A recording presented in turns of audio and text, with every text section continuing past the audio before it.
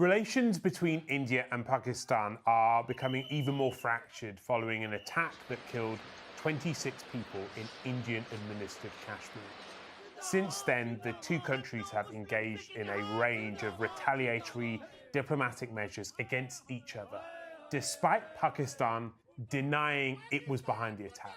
Now, joining me to talk further about all of this growing tension is Dr. Kshitij Bajpai, who is a senior research fellow for South Asia at Chatham House. Dr. Bajpai, thanks for talking to us. I wonder for you whether you are surprised by what we've seen over the last few days and whether you're worried about what might happen next. Frankly, not very surprised. The relationship between India and Pakistan has remained precarious since both nations were established in 1947. But there has been a degree of normalcy, which has returned to the territory of Kashmir over the last decade or so. We had elections late last year, which had a high voter turnout, were largely peaceful. Investment in tourism in the territory has also increased. However, all of this has obviously clearly been derailed now by this latest attack, and it reflects the persistently bad blood that has existed in the relationship. I mean, we need to remember that back in the late 1990s, then U.S. President Bill Clinton had referred to this area, Kashmir, as the world's most dangerous flashpoint. And what we've seen now is this essentially we've seen a renewal of those hostilities, which have never really gone away.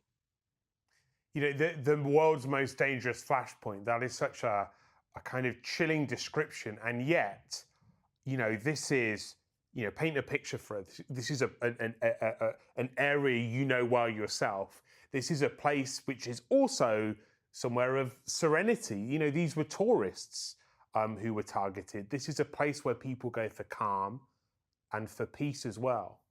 Just give us a sort of picture of the area for those who don't know it. Yeah, it is a territory of contradictions. I have traveled to Kashmir. I've been to the border region, both with China, which is disputed, and the area which is disputed with Pakistan along the line of control. It is a very picturesque area. It is, it's been referred to as Asia's Switzerland. I have been to the Palgam Valley region. It's a very serene and beautiful part of the country, and it's truly tragic that we've seen an event of this nature take place. And again, it reflects the bad blood that exists between India and Pakistan, which has existed over 70 years.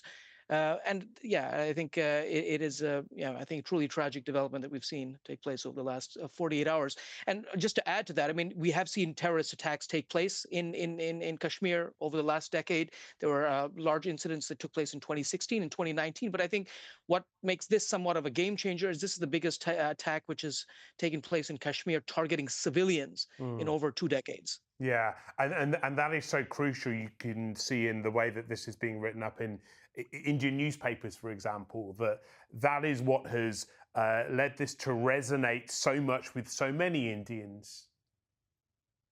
Yes, definitely. I mean, the 26 civilians that have been killed, one of them was a newlywed. It was a truly tragic story. And yeah, so I think we should expect I think a robust response by India in the coming days and weeks, including a possible military response. Yeah, and we'll talk about that in a moment. But up until this point, I just want to sort of strip back the kind of journalese, the journalistic cliches for a moment. Sure. We hear about tit for tat.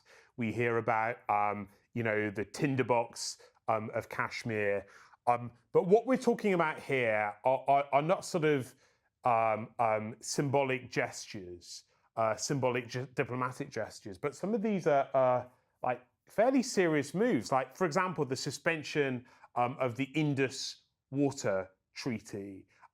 Explain the significance of that. That was a move that was made by India yesterday, and that may well have real consequences on both sides. Yeah, very much so. I mean, some of the actions that we've seen, the closure of the border, reducing the diplomatic presence, a travel ban, and Pakistan has responded in kind and then ordered the closure of its airspace to Indian-operated and owned airlines and suspending trade. I mean, these actions were almost to be expected. But I think, yeah, the suspension of the Indus Water Treaty is a game changer of sorts. This is a World Bank sponsored water sharing agreement that has been in place since 1960. It governs 6 rivers that traverse both countries, and it's withstood previous conflicts between both countries. So the decision to suspend it is clearly significant. Mm. Pakistan has just recently, in the last few hours, responded by stating that any attempt to divert the water flows in violation of the treaty would be considered an act of war. So it is clearly an escalation of sorts between both countries. Because this is vital for Pakistan's agriculture industry, for the way it feeds itself. This is like this is not some sort of dusty treaty kept in a cupboard somewhere. This actually has real consequences for the agriculture industry, but for ordinary people right across the country. Yeah, very much so. I mean, Pakistan is heavily reliant, particularly on the Indus and its tributaries for its economy, for its agricultural sector, power sector, and its cities more generally. It receives, I think it's 3 rivers, the bulk of the rights to access for 3 rivers. The 3 of the 6 rivers under the Indus Water Treaty. So the suspension of this treaty, I think, it will have a significant impact on the bilateral relationship. I should add that it won't have an immediate impact because India currently lacks the capability to immediately redirect river flows. So, but it's definitely it's thrown down the gauntlet and led to an escalation of tensions between both countries.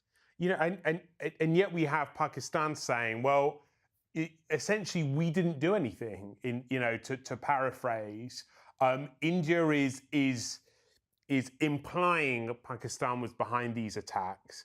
They're saying they weren't. What is the truth in that allegation and in that denial, as far as you're concerned? Well, the truth, I think that it's yet to completely fully come out. I think there's still information that needs to be gathered on the perpetrators of this attack. A group calling itself the Resistance Front (TRF), which is a proxy for a Pakistan-based terrorist organization, Jamaat-e-Islami, has reportedly claimed responsibility for this attack, although the civilian government in Pakistan has denied any involvement. I mean, India-Pakistan relations have gone through peaks and troughs. There's been a steady decline, I think, over the last decade or so. It's interesting to note when the government in New Delhi, the government of Prime Minister Narendra Modi, assumed power back in 2014, he had actually extended an olive branch to Pakistan. However, a string of high-profile terrorist attacks, most notably in 2016 and 2019, has led to a gradual deterioration of the relationship. And so here is perhaps the most important question. Does it feel to you like India and Pakistan, these huge powers in South Asia, are on the course, on a course towards some form of military confrontation?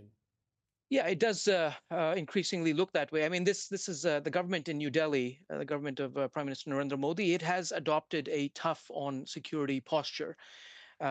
Add to that, I think, in this we've seen a very robust response to previous terrorist attacks. Back in 2016, they engaged in so-called surgical strikes in response to a terrorist attack, and then in 2019, again, there was another attack to which the Indians responded with an airstrikes into Pakistani territory.